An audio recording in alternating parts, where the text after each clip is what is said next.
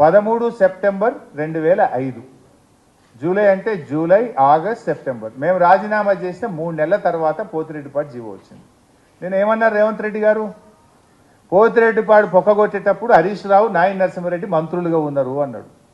నేను పాప ఆయనకు స్క్రిప్ట్ రైటర్లు, డైలాగ్ రైటర్లు సరిగా లేనట్టున్నారు. కొంచెం బ్యాక్ ఆఫీస్ సరి చేసుకోవాలి. ఆయన ఏమవుతుంది ఇప్పుడు? ఆయన విలువ తగ్గుద్దా, నా విలువ తగ్గుద్దా? ప్రజలు ఏమనుకోవాలి రేపు?